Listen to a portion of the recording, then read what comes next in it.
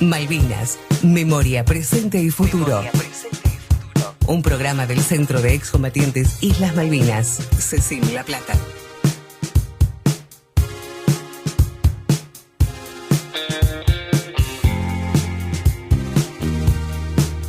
Muy buenos días a todos y todas, una vez más acá en Malvinas, Memoria, Presente y Futuro, el programa del CECIM La Plata en Radio Universidad Nacional de La Plata.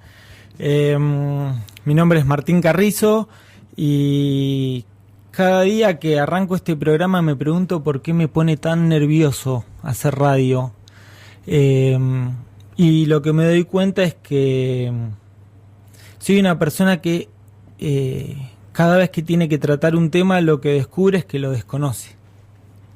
Y la verdad que lo desconocido habitualmente da miedo o te invita a pararte desde la observación.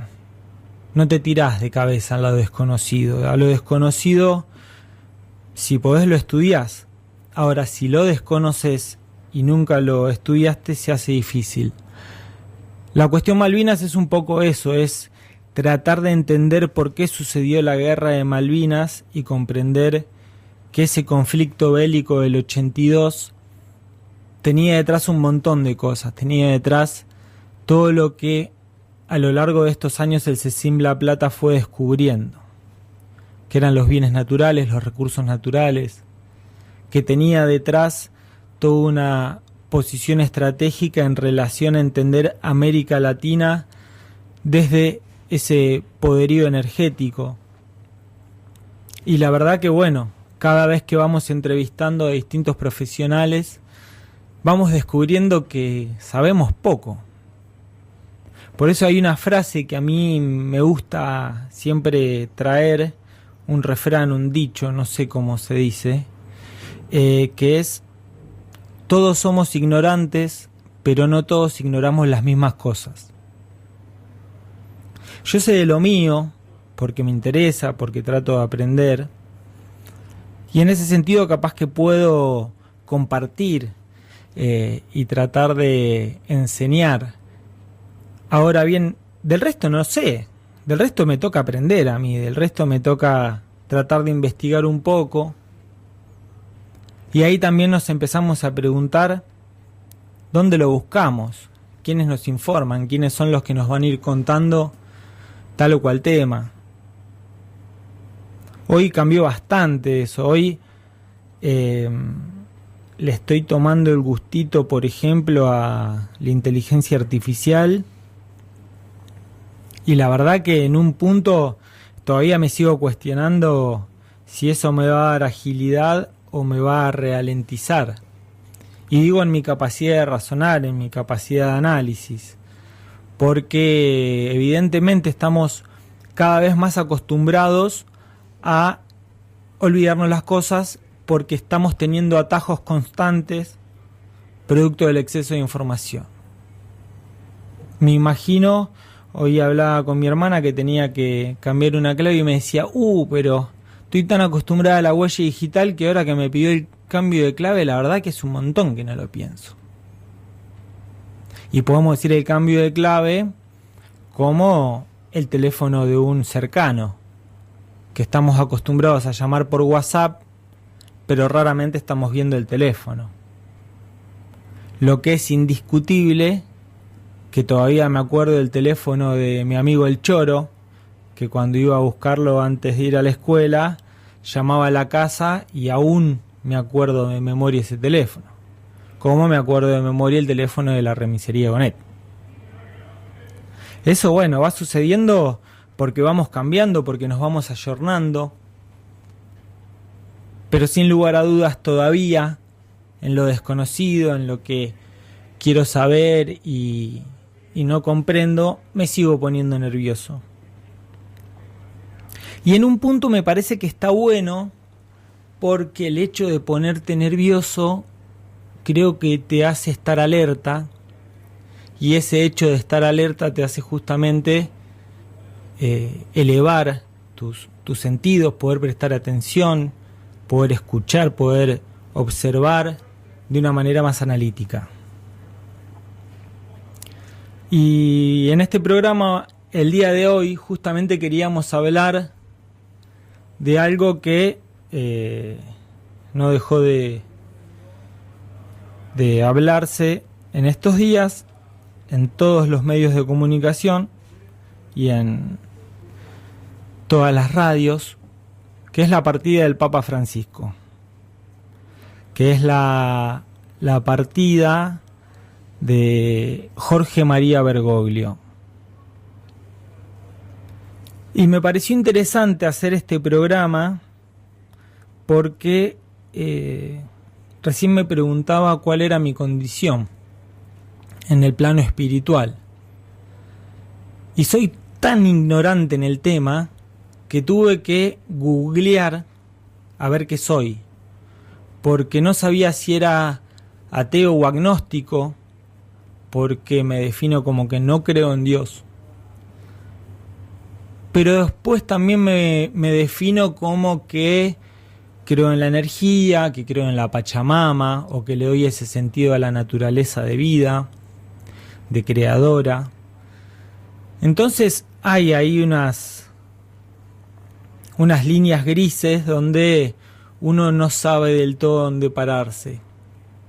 Y también me toca asumir que en momentos de angustia, cuando veo personas que están con graves problemas de salud y quiero que vivan, no sé si es que le pido a Dios, pero algo ahí me pasa.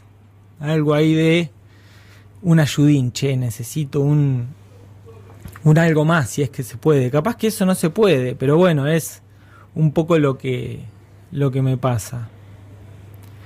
Y siendo una persona que ideológicamente sigue sosteniendo que en la Argentina la Iglesia y el Estado tienen que ser asuntos separados, y soy una persona que sigue sosteniendo que en la Argentina todavía nos debemos un debate con la Iglesia Católica en relación a lo que fue la dictadura, en relación a lo que fue el rol de la Iglesia en la dictadura.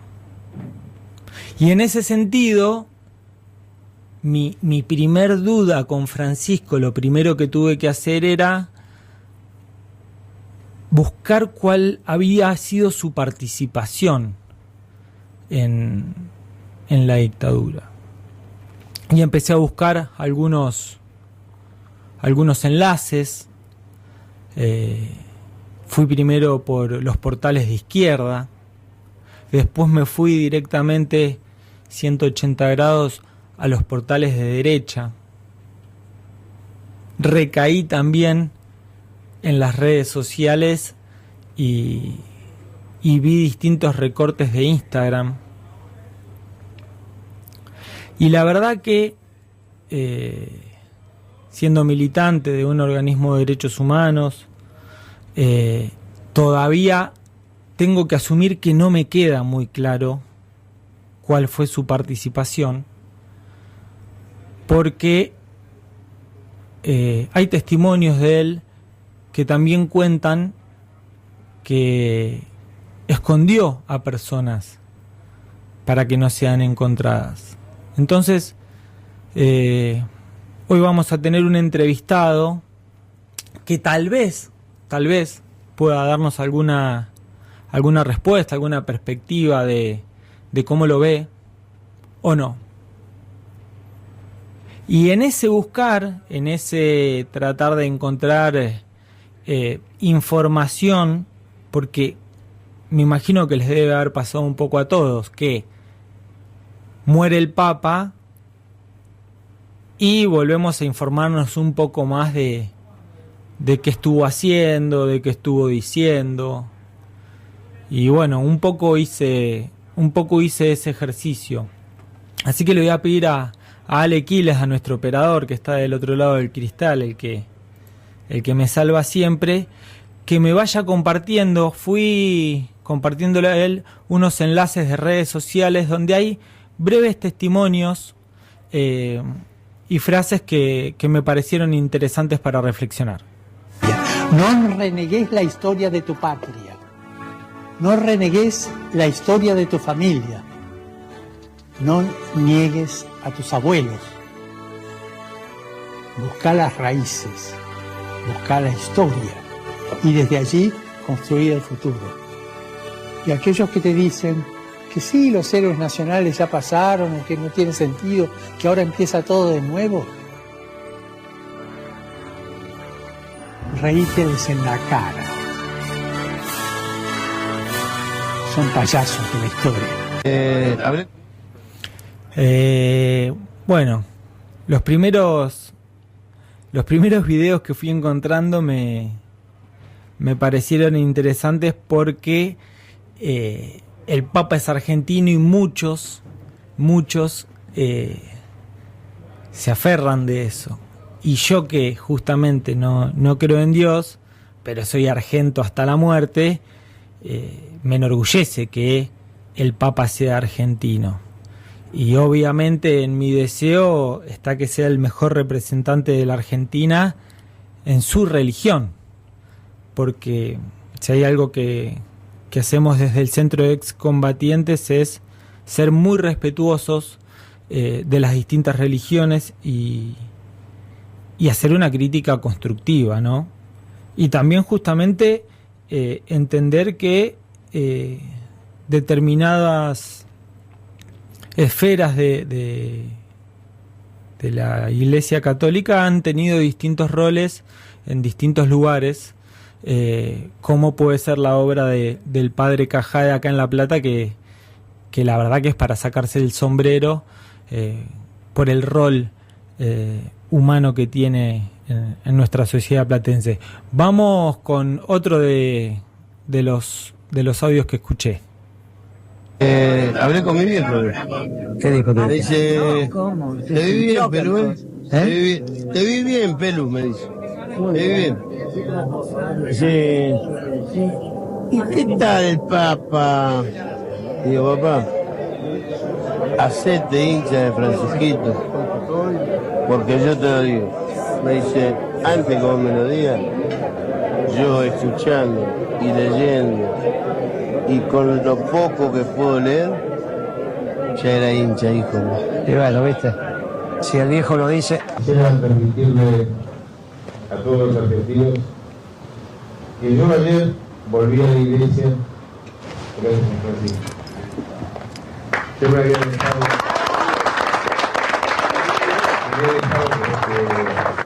porque estaba enojado con Dios porque no. Pero encontré un hombre humano que no me hizo besar el anillo, que me dio un abrazo como si me lo hubiese dado mi viejo, y eso me compró el corazón. Pasaba el Diego Armando Maradona en un asado que compartía al lado de Guillermo Moreno. Y me pareció interesante esta reflexión, ¿no? Del astro del fútbol, el cual siempre tuvo posturas políticas bastante claras. Un hombre plagadísimo de contradicciones, pero que siempre estuvo del lado de los pobres y que siempre se enfrentó al poder y que le ha dicho a papas: a vos no te saludo y menos te beso el anillo.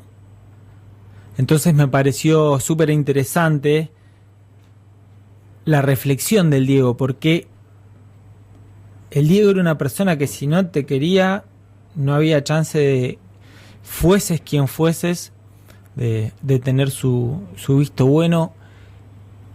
Y fíjense como le decía, ¿no? Francisquito. Y fíjense que también se reconcilia con la iglesia gracias al trabajo del Papa Francisco. Vamos con otro audio. Yo soy Celia, yo soy una persona no binaria y también soy cristiana. A veces como que me es muy difícil llevar como las dos cosas en la vida, y quería preguntarle si ve un espacio en la iglesia para las personas trans y las personas no binarias o el colectivo LGTB en general? Toda persona es hijo de Dios, toda persona. Dios no rechaza a nadie, Dios es Padre. Y yo no tengo derecho a echar a nadie de la iglesia. Más aún, el deber es recibir siempre. Y la iglesia no puede cerrarle la puerta a nadie, a nadie. ¿Y qué piensa de aquellas personas de iglesia, ¿no? o sacerdotes que promueven el odio y utilizan la Biblia para sustentar esos discursos de odio? Y te leen como el Evangelio, ¿no? Para decir, no, yo no te estoy excluyendo, lo dice la Biblia, ¿no? Yo me harto y me canso de decir que ese no es el mensaje de Jesús, ¿no? Esa gente son infiltrados. Son infiltrados que aprovechan la estructura de la iglesia para sus pasiones personales, para su estrechez personal. Es una de las corrupciones de la iglesia, ¿no es cierto? Este video me pareció súper interesante, justamente por ser una de mis principales críticas históricas a la Iglesia Católica, que su santidad, que el referente mayor marque la cancha y deje claro su punto de vista, me pareció brillante porque no solo da su punto de vista y invita a esta persona que justamente cree en Dios, cree en la iglesia, tiene fe y tiene la necesidad de participar, le dice vos estás dentro, sino que no tiene miedo en decir, miren que dentro de el Vaticano hay infiltrados y hay traidores. Y me pareció una reflexión súper interesante para pensar la política de hoy también, para pensar en la Argentina de hoy, para pensar en el peronismo de hoy, y cómo cuando uno arma un partido o arma una lista, sabe que en algún momento puede haber un traidor. Bueno, acá el Papa lo deja claro y le dice, vos estás dentro, ten en cuenta que también dentro de la iglesia pasan cosas malas. Vamos con otro audio. A mí me parece muy triste que, en plan, el pasaporte que tengas, pues, condicione tu futuro, ¿no? El problema de las migraciones hay que tomarlos en serio. El migrante tiene que ser recibido, acompañado, promovido e integrado. La explotación que siguen estos hombres y estas mujeres para después embarcarse en una chalupa que ninguno le garantiza que llegan. Lo explotan, lo torturan, le sacan toda la plata y después le avisan un día, esta noche viajás, y cuando llega a la playa ve esa chalupa, si no quiere subir le dan un tiro y listo, ¿no? O sea, esto sucede hoy, sucede en los límites de Europa y a veces con la complicidad de alguna autoridad que los manda de vuelta. Hay una conciencia de explotación, te uso, no te recibo como hermano, te uso, ¿no? O sea, siempre el colonialismo está detrás de una política no madura migratoria, ¿no? Es la política de no integración, ¿no? Una tolerancia, y mientras los estados no lleguen a la integración, no se resuelve bien el problema migrante. También creo que en los Estados Unidos... A mí me parece muy triste que, en plan, el pasaporte que tengas, pues, condicione tu futuro, ¿no? El problema de las migraciones hay que tomarlos en serio. El migrante tiene que ser recibido, acompañado, promovido e integrado. La explotación que siguen estos hombres y estas mujeres para después embarcarse en una chalupa que ninguno le garantiza que llegan. Lo explotan, lo torturan, le sacan toda la plata y después le avisan un día, esta noche viajás, y cuando llega a la playa ve esa chalupa, si no la quiere verdad subir, que es súper interesante también ese testimonio y compartimos en otro punto de vista más, ¿no? La visión anticolonialista, ¿no? Dejando muy claro el mensaje ahí el Papa de la función que tendrían que tener todos los pueblos de recibir a migrantes que se encuentran en una situación compleja. Nos han hecho creer en este mundo que no entramos y que no hay alimentos y que no hay agua, pero la realidad es que somos un mundo egoísta que no quiere compartir. Hay para todos. Ya vamos terminando con los audios, vamos con uno más. Señor Bergoglio, ¿cómo tomó conocimiento del secuestro de Yalix y Llorio del grupo de catequistas el 23 de mayo de 1976 al que se refirió recién? ¿A través Ese de mismo quién? día, en las primeras horas de la tarde, sobre el mediodía, por teléfono. ¿Quién lo llamó? Una persona del barrio que no conocía me dijo, pasó esto. ¿Y qué es lo que le contó que había pasado? Que había habido una redada y habían llevado presos a los sacerdotes, a muchos laicos, y que el padre Durrón, como estaba en bicicleta por ahí y vio la redada, se fue por la calle Varela. ¿Usted la noticia la puso en conocimiento, se trasladó la noticia, la puso en conocimiento de otra jerarquía eclesiástica? De todos los miembros de la Compañía de Jesús, inmediatamente, y recurrí al arzobispado. ¿Le informó al arzobispo? Sí, enseguida. De hecho, me reuní 2 veces con el comandante de la Marina en ese momento. ¿Recuerda quién era? Macera. ¿Recuerda qué información o qué respuesta le dio a su...? La primera me escuchó y me dijo que iba a averiguar, que no sabía.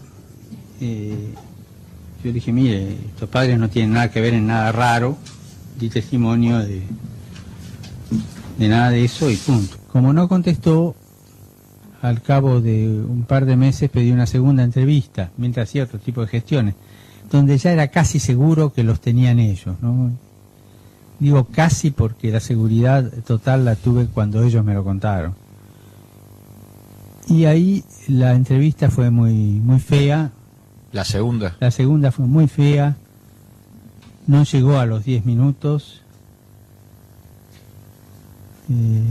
¿Qué recuerda de esa entrevista? ¿Puede ilustrarnos lo más posible? Él me dijo, bueno, mire, lo que pasa es que yo ya le dije a Tortolo. ¿Quién era Tortolo? Era el presidente del episcopado, Monseñor Tortolo. Y yo le dije, mejor dirá a Monseñor Tortolo, ¿no es cierto? Bueno, sí. Bueno, mire, Macera, yo quiero que aparezcan. Me levanté y me fui. Ahí no era el Papa Francisco, ahí era Bergoglio. Cuando le tocó declarar en el 2010. En ese testimonio encontré varias notas donde dicen que no queda claro su rol. Me parece que está bueno contextualizarlo hoy con la distancia que merece ese análisis, no solo lo que sucedió en el 2010, sino lo que sucedió en la dictadura, y justamente entender que el rol que le tocaba cumplir a él. Como también se escuchó este audio. ¿Psicoanalizó alguna vez? No, psicoanalizar no. Durante 6 meses, cuando era provincial, que era un momento muy difícil porque estaba el tiempo de la dictadura y todo el problema de rescatar gente, bueno, todo eso que ya se sabe porque es público, llevar gente escondida y eso. Había cosas que no sabía manejar bien. Entonces fui a ver a una señora, una gran mujer, era psiquiatra, y me ayudaba con explicaciones, consejos, o sea, a ondazo limpio me ubicaba, ¿no?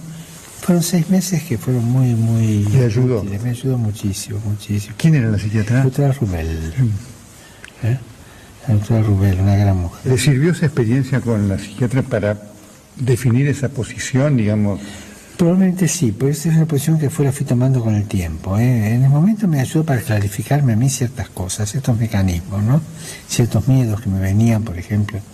Claro, imagínense, llevar escondido en el auto atrás uno, tapado con una frazada, y pasar 3 controles de Campo de Mayo, desde Buenos Aires a San Miguel. Por supuesto. La atención era difícil, ¿no?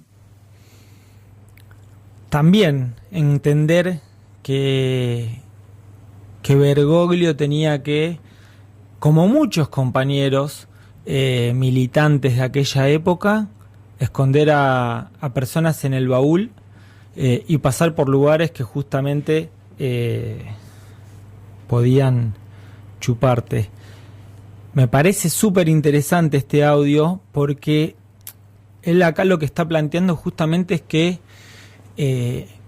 no solo lo dejó en una cuestión de fe, no solo lo dejó en una cuestión espiritual o tema de la iglesia, sino que dijo, che, pará, yo voy a ir a un profesional de la salud para al menos descartar algún pensamiento que estoy teniendo, sea correcto o no.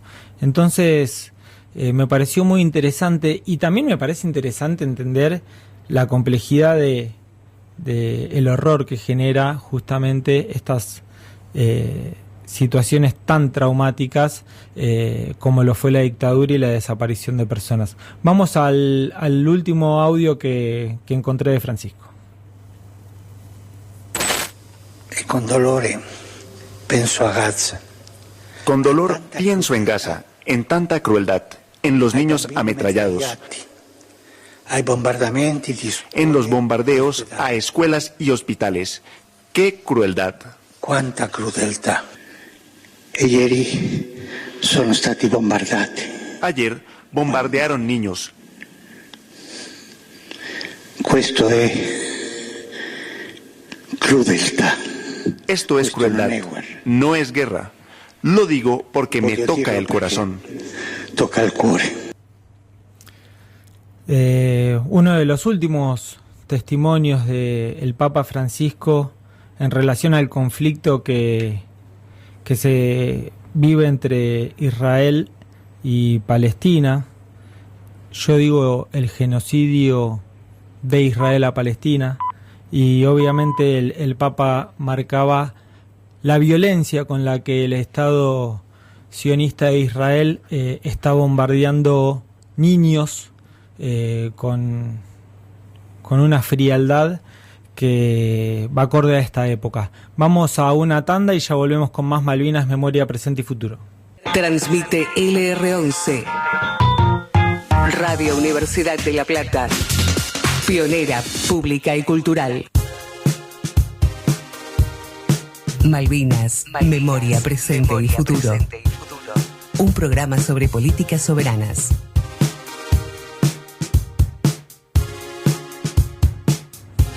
Ahora sí, volvemos con más Malvinas, Memoria, Presente y Futuro, y estamos en comunicación con Santiago Barassi. Él es codirector de Factor Francisco y a su vez es secretario de Asuntos Estratégicos del municipio de Río Grande en Tierra del Fuego. Santiago, ¿cómo andás? Martín Carrizo acá en el aire.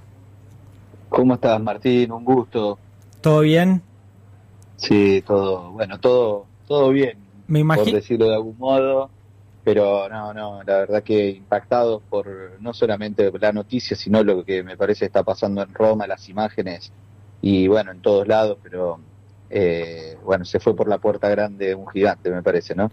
La verdad que, como hoy decía al principio del programa, como agnóstico al menos y desconocedor bastante del tema, pero muy respetuoso por sobre todas las cosas, y habiendo compartido varias acciones con la obra del padre Cajade, por ejemplo, el Centro de Excombatientes, claro, entendemos que el rol del Papa Francisco fue fundamental, al menos para los argentinos y para América Latina. Lo primero que te quería preguntar es esto de Factor Francisco, si nos podés contar qué es. Factor Francisco es un proyecto, por decirlo de alguna forma, una iniciativa que tiene base en el Centro Nueva Tierra, que junto con Néstor Borri, a partir, te diría, del año 2016, empezamos a buscarle la forma de poder crear un dispositivo para que el mensaje de Francisco, desde Roma, que obviamente llegaba y ya nos estábamos dando cuenta de que estábamos en presencia de un acontecimiento no solo para la Iglesia, sino para la humanidad toda, y sobre todo para América Latina y nuestro país, que había que hacer un ejercicio de mediación, de traducción, para ponerlo a disposición, como bien decías vos, de un montón de gente, pero sobre todo compañeros, compañeras con compromiso social, cultural, político, que no viniendo del mundo de Iglesia Católica, al mismo tiempo estaban inquietos y que querían conocer más de Francisco y sobre todo comprenderlo, porque sabían que ahí había algo, pero que no tenían a veces las herramientas para poder conectar o poder mejorar su recepción. Bueno, eso así nace Factor Francisco, y que es sobre todo un portal de generación de contenidos web, que publicamos 2 libros con entrevistas y otros sobre reflexiones y ensayos, pero con lo cual también hicimos mucha formación. Y si van a la página web, que es factorfrancisco.org, van a ver la estética, ¿no? Que fue una estética que la pensamos con el maestro Pedro Saborido, que nos decía, che, hay que hacer pop con el Papa, y bueno, le metimos ahí como mucha fuerza en lo estético, y bueno, la verdad que desde entonces a hoy el proyecto creció mucho y estamos de alguna forma en paz de haber hecho nuestro aporte para que el pensamiento y el mensaje de Francisco llegue a donde tenía que llegar. Totalmente. Hoy recién mencionaba al principio, ¿no? En mi ignorancia tuve que buscar bastantes términos por desconocerlos, ¿no? Por ahí uno a veces cree comprender el término, pero cuando lo lees ves que tiene bastante más información, ¿no? Y pienso me pregunto, ¿sos católico, cristiano, franciscano, no? Porque me preguntaba qué es Francisco, ¿no? Entonces, por ahí también, ¿vos cómo te consideras, Santiago? No, a ver, vamos para explicar un poquitito. A ver, el cristianismo es más amplio que el catolicismo, por decirlo de alguna forma. El cristianismo abarca todo lo que son el diálogo ecuménico entre las iglesias. Obviamente la más importante, la central, la histórica y la oficial ha sido la Iglesia Católica, ¿no? Pero que después hay las iglesias reformadas históricas, que son las luteranas, los calvinistas, los anglicanos. Esos son cristianos, pero no son católicos, o sea, no responden al Papa, digamos. Y después tenés también las iglesias ortodoxas, como son las iglesias más de culto oriental, que se le llama, que está la más importante, la de Constantinopla, si se quiere, el patriarca de Constantinopla, pero está después el de Moscú, Kiev, Atenas, bueno, son todos de rito oriental, que son de la ruptura más del primer milenio. Y después, obviamente, todo el movimiento más evangélico pentecostal, de origen más norteamericano, que también son cristianos, pero no son católicos. Yo soy católico, pero decir yo soy católico es decir yo soy católico y cristiano, por decirlo de algún modo. Y después, lo que vos mencionabas, lo de si sos con el tema de franciscano, ahí se juega.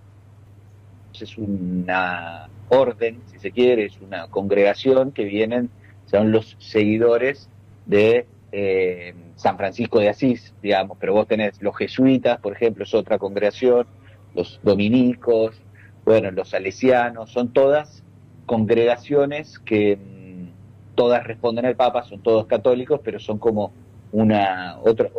otra forma de entender o de organización hacia adentro de la Iglesia Católica. Entonces, yo en lo personal te diría, yo soy cristiano, católico, y por mi origen, mi comunidad de origen es palotina, por decirlo de alguna forma. Bueno, ahí digo, en ese breve y veloz resumen que haces, entiendo que hay una complejidad y entiendo que hay una complejidad religiosa política dentro de cada uno de esos espacios, porque teniendo en cuenta que por ahí todos tiran para el mismo lado que es Dios, hay algunas diferencias que hace que justamente no sean todo uno, ¿verdad? Sí, claramente que es así. Bueno, quizás nosotros, la modernidad separó y buscó, y sobre todo la Revolución Francesa, trabajó muy fuerte en la separación entre iglesia y Estado, iglesia y política, pero obviamente es medio una fantasía creer que lo religioso y lo político pueden separarse. Uh-huh. Quizás cuando uno mira más en la antigüedad, sobre todo por ejemplo en el Evangelio, muchas veces se trata de hacer una diferenciación entre el campo de la política y el campo de la religión, que viene de más de nuestra estructura mental del siglo XX, siglo XXI, pero que en realidad en la antigüedad política y religión eran parte de lo mismo, más en sociedades teocráticas como eran esas, donde el poder político era el poder religioso. Uh-huh. Clarísimo. Y en todas estas rupturas que te digo, a ver, si nosotros tomamos la ruptura de Lutero del año 1500, es más o menos, esa ruptura, esa escisión, el cisma que comanda Lutero, es por discusiones que respondían a cuestiones teológicas y de iglesia, ¿no? Discusiones de Lutero era alemán, de lo que preexistente, ¿no? En realidad, porque Alemania no está constituido como tal. Es más, la reforma luterana es parte de lo que después va a devenir en la construcción de la identidad alemana, pero quien sostiene a Lutero son los príncipes alemanes que no querían pagar más impuestos para Roma, básicamente, porque tenían que tributar a Roma, al Papa. Entonces, a veces, como te digo, se hace una simplificación o se trata de separar las cosas más propio de del siglo XX, de la lógica de la modernidad y la posmodernidad, pero en realidad fueron cosas que durante siglos y siglos estuvieron completamente imbrincados, digamos. Totalmente. Santiago, me acuerdo en el 2013, que corregime, fue la elección del Papa Francisco. Correcto. Bien, acá en los medios de comunicación resonaba una teoría de que era importante que haya un papa latinoamericano para contrarrestar el crecimiento evangélico que se daba muy fuertemente en Brasil y en otros países, tal vez no tanto en Argentina, hoy sí podemos ver que ha crecido bastante, pero era una de las teorías. ¿Lo crees correcto? Hoy viéndolo a la distancia no es tan así, pero sí tuvo que ver. ¿Qué opinión tenés? No, sí, eso desde ya que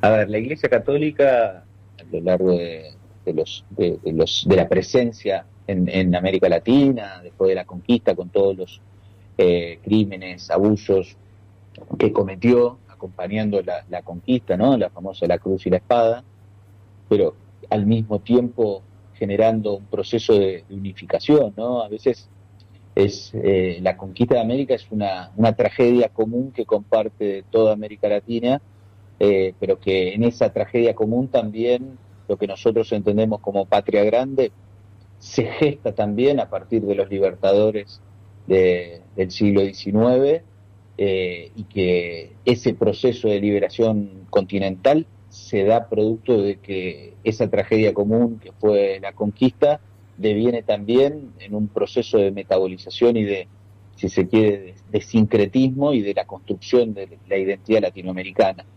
Dentro de esa identidad latinoamericana, la matriz católica va a ser fundamental. De hecho, si uno lo lee a Manuel Belgrano, en Manuel Belgrano hay un sincretismo respecto a lo que son las ideas de la Revolución Francesa, pero cruzadas por una mirada criolla, donde no hay contradicción, todo lo contrario, hay potencia en la fe católica para un proceso de liberación y de identidad de los pueblos que durante ese tiempo, en los cuales era incipiente y estaba en construcción también las naciones, era también un lenguaje común y una identidad común, y generaba, construía pueblo. Bueno, todo eso en los años 60, sobre todo después del Concilio Vaticano y lo que es ya en el siglo XX, la Conferencia Episcopal de Medellín, de Puebla, pero sobre todo de Medellín en el año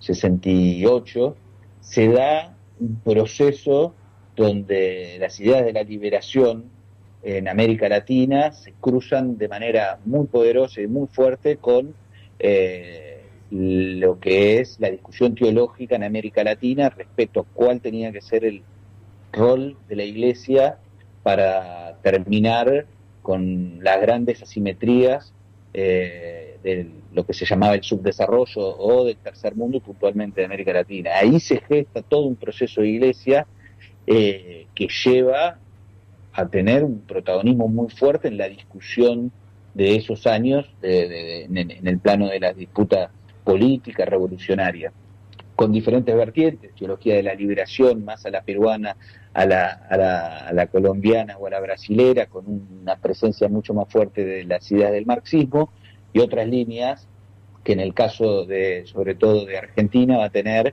la perspectiva de la teología del pueblo o teología de la cultura, que va a tener una mirada mucho más cruzada por lo que era el pensamiento nacional, por decirlo de alguna forma, que se gestaba en las cátedras nacionales de Argentina. ¿Por qué te hago todo este panorama largo?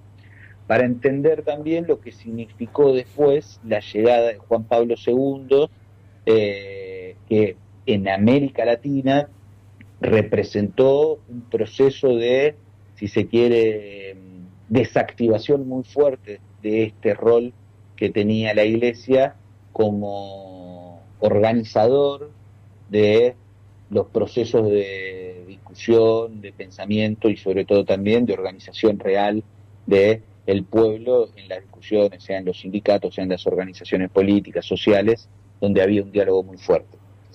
A la par de ese proceso, que es una desmovilización y sobre todo una retirada muy grande de la Iglesia Católica con sus comunidades de base o la presencia territorial de sus sacerdotes y misioneros y catequistas, con un diálogo muy fuerte con las organizaciones en los barrios y en los sindicatos, se genera un proceso de desmovilización que a la par de ese proceso de movilización se da una avanzada muy fuerte, como decís vos, de las iglesias pentecostales o las iglesias evangélicas, que es todo otro capítulo para discutir. Sí, claro. Que es porque muchas veces también se hace como una especie de reduccionismo en el cual las iglesias pentecostales son como una especie de un dispositivo de la CIA para intervenir en América Latina.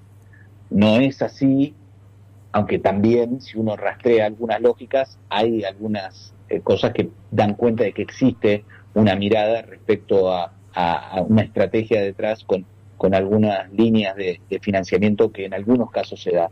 Uh-huh. Pero esto, porque también si no, muchas veces se genera como una especie de estigmatización o un reduccionismo. Yo creo que sí, lo que queda claro es que a partir de la figura de Francisco, lo que hay en todo el mundo, pero en América Latina, es recuperar una mirada de iglesia en América Latina que está pensando en ser protagonista en las discusiones sociales y sobre todo para poder generar procesos de defensa de los trabajadores y de los excluidos, porque si uno ve desde las dictaduras de los años 70, con el parate, si se quiere, de la primera década del siglo XXI, pero después ha sido todo un proceso de pauperización de América Latina, de profundización de las desigualdades. Y bueno, interesante el rol de Francisco, no tanto en estos 12 años que han sido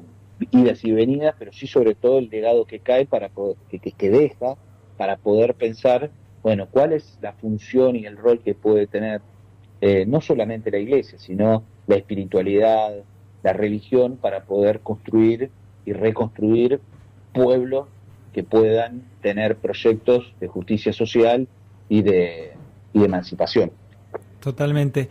En esta búsqueda básica que fui haciendo de videos de Francisco, de testimonios de él, encontré que él mencionaba que todos los días a las 7 de la tarde hablaba con una iglesia católica en Gaza, que habitan 600 personas más o menos, y que todos los días a las 7 de la tarde hablaba por teléfono para ver cómo estaban, ¿no? Entonces me llevó a pensar, inevitablemente a comparar, sin saber, insisto, si fue distinto a Ratzinger, a Benedicto XVI sería, ¿no? Corregime si me equivoco en las categorías. Pero, es correcto. Bien.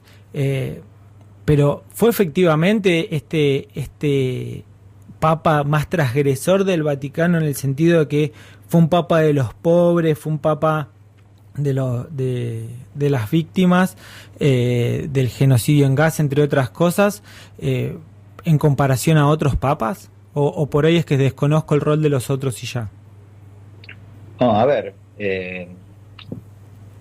vamos a decirlo en estos términos. Respecto a algunos posicionamientos que tienen que ver sobre todo con la discusión con el neoliberalismo y el capitalismo desenfrenado, quizá Francisco le puso una impronta en términos discursivos y de gestualidad mayor, y quizás con algún nivel de acento o contundencia mayor, pero la doctrina social de la Iglesia desde 1890 para acá, y cuando uno lee ese magisterio de los papas en términos sociales, hay una continuidad total. Ni que hablar con el Evangelio y los padres de la Iglesia, que siempre fueron posicionamientos muy, muy fuertes respecto a la cuestión de la riqueza y la desigualdad. Sí, es verdad, por otro lado, que en lo que respecta a Francisco y su modo de mostrar cercanía con los descartados, con los oprimidos, con los migrantes, con las víctimas de las guerras, bueno, Francisco se encargó no solamente de denunciar, sino de hacer gestualidades contundentes de cercanía y de ponerse siempre del lado de las víctimas, ¿no? Y de denunciar de manera fuerte la militarización y la industria del armamentista, que él decía la industria de la guerra.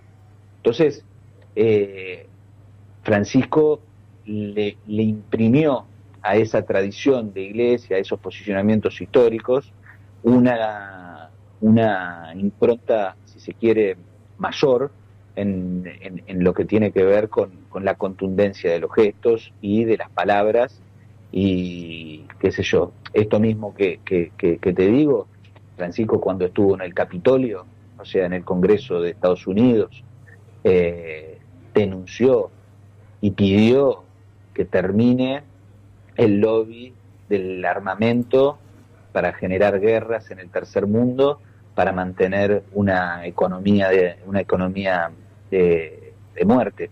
Entonces, no fue un papa que simplemente desde Roma dijo las cosas, ¿no? A donde fue, puso el cuerpo y le habló al mismo tiempo, porque vos ahí en ese recinto estaban los lobistas de esos intereses. Entonces, hemos sido contemporáneos de una persona que ha sido contundente y que no ha especulado, me parece.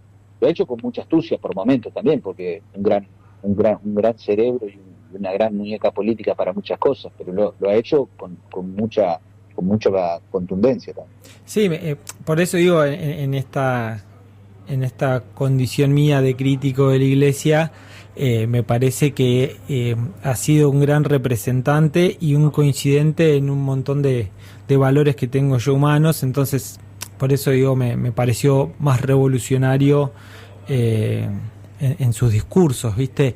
Y pensaba, bueno, en esta condición, ya por ahí nos vamos quedando sin tiempo, pero en esta condición que tenés de secretario de Asuntos Estratégicos del municipio de Río Grande, me acuerdo para los 50 años de la resolución 2065, donde se insta a que el Reino Unido y la Argentina dialoguen por la cuestión Malvinas.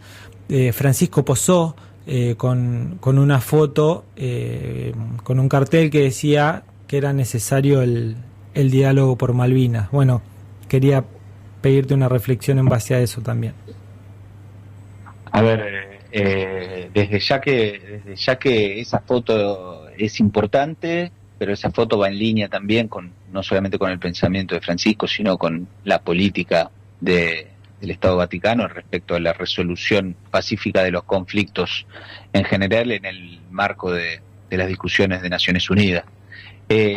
Sí, lo que yo te puedo decir, porque nosotros el año pasado, junto con Martín Pérez, el intendente de Río Grande, tuvimos la posibilidad de visitarlo a Francisco en Roma, en su despacho, para llevarle, libros que hemos producido sobre Río Grande como Ciudad de la Soberanía, pero para también compartirle una iniciativa que estábamos trabajando con la Red Universitaria para el Cuidado de la Casa Común, que fue la realización de un foro de rectores en febrero de este año para trabajar respecto a el Atlántico Sur y la Antártida como territorios del futuro, para un desarrollo sostenible, cuidado ambiental, pero sobre todo también como zona de paz.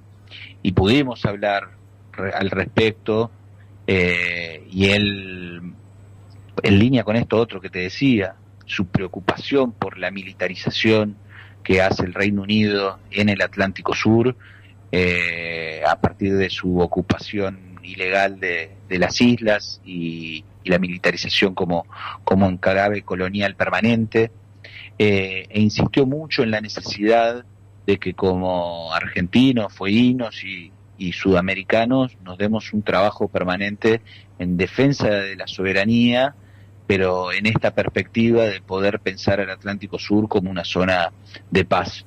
Creo que en eso Francisco, cuando dijo me fueron a buscar un papa al fin del mundo, él siempre tuvo presente. De hecho, cuando se habló de la posibilidad de que viaje a Argentina, una de las posibilidades era que visitara Tierra del Fuego.